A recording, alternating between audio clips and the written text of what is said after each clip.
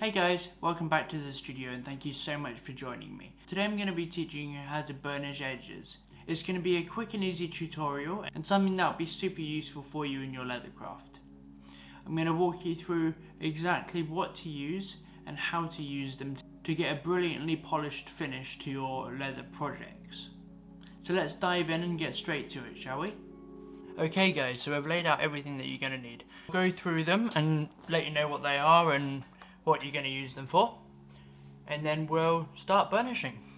So obviously the first thing that we're going to need is some leather to burnish. This is some Buttero Italian shoulder. I've gone ahead and glued it together. I've cut the edges. I've beveled the edge with the next tool I'll show you, and that's now ready to burnish. Secondly is the Palo Santo beveler. This is a number 1. It takes off very little. I believe it's about 1 millimeter. Tiny amount of leather it takes off, but that's all that you need for something along the lines of this. The reason you use it is when you rub the edge down with these two things, which we'll go over in a minute, you get a mushroomed effect on the edge. So the edge will round and then you'll get a little lip on the edge. So you need to take that off before you start, otherwise you'll get that lip and it won't look very nice. So you can use any brand of beveler that you want. I like the Palo Santo one. Next is going to be the Telcanel. This is a burnishing agent. It's just a white cream, as you can see there. Very viscous white cream. It looks a little bit like PVA white glue, but it's a burnishing agent, and I'll show you how we're going to put that on. Next thing you're going to need is a cotton canvas. Now I use this. I know it looks pretty used, but believe it or not, the more used it looks, the better it works. You can use a dust bag, you can use old jeans, it doesn't really matter as long as it's cotton. But don't throw it out when it gets like this. I find it works a lot better like this than it does when it's new, because you've broken it in and you've got a bit of waxing in there and things. We're also going to use some 400 grit sandpaper. Now you may not need to use this, but I'll show you in a moment why we're going to. If after the first burnish, after the first time you've rubbed it down, you've still got an uneven top, an uneven edge, you can use the 400 grit to smooth the top fibers off and then reapply the burnishing agent. I'll show you that when we get started. And lastly is this is Phoebings or Fibings, however you want to pronounce it, black edge dye.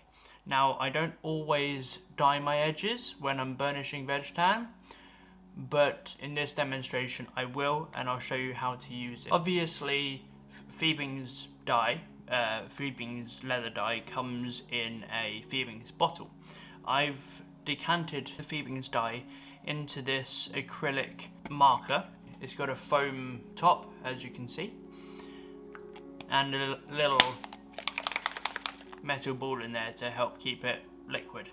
The reason I've done this is because often you can use a dauber, but I find that you don't get quite the same results with the dauber, and this is far easier to apply.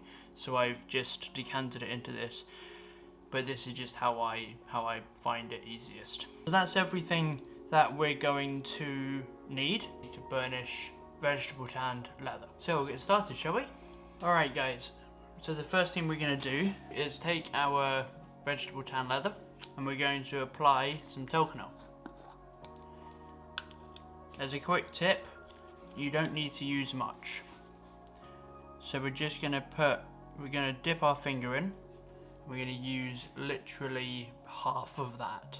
It's not a lot at all. We're going to use the edge of our finger to apply it.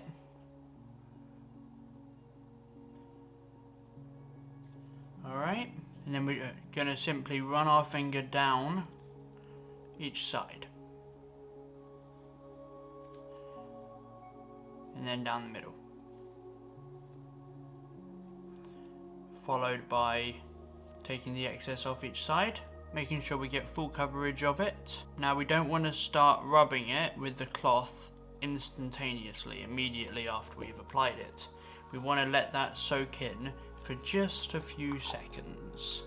And you'll notice when it's ready, when the fibres in the edge of the leather, the fibres here, I'll use this point, are all the same uniform colour. So that's about ready there. So it's what, 10 seconds of waiting, it's not very long at all. We're going to get our cloth and we're going to rub it.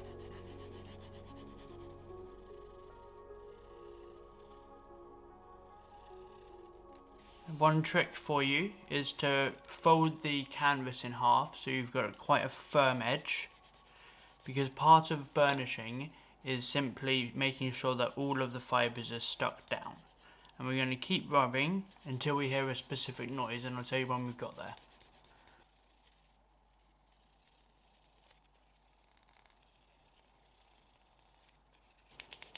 There we go.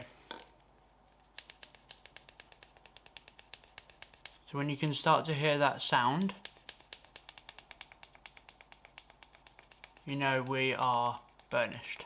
And if you run your finger down at that point, it'll be really, really smooth. If we haven't got it completely smooth the first time, if you've had some glue seepage out the side or whatever, I personally don't, but if you have, you can really simply fix it with the 400 grit paper I showed you before. So we're just going to take some of that off,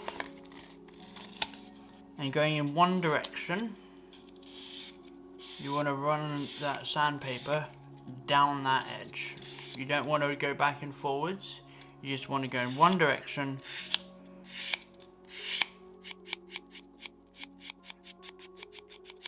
and you want to turn the edge as you're doing it.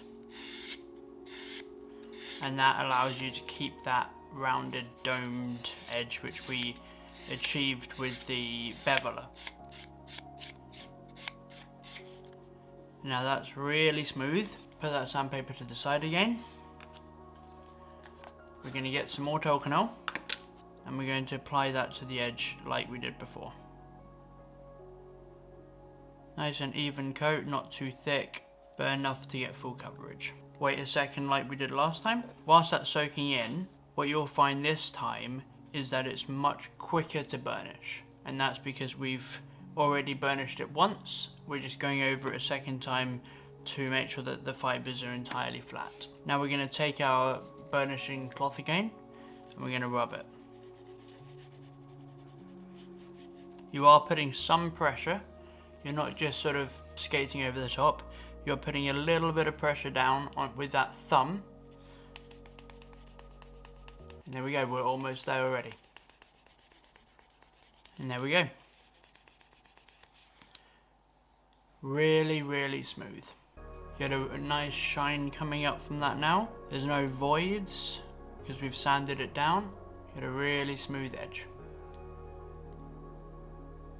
Now, as I said before, I normally leave it undyed. I'm going to show you how to dye the edge now, so that you can do that if you want to. So to dye the edge, we're going to take our edge dye, going to give it a bit of a shake, and then gently apply it to the edge.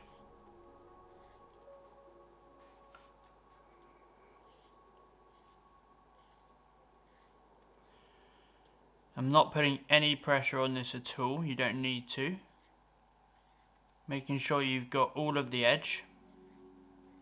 Taking the not used side, so this, as you can see, I've just used this for exactly this reason, and we're just going to give that a bit of a polish to get any excess dye that hasn't dried off the surface.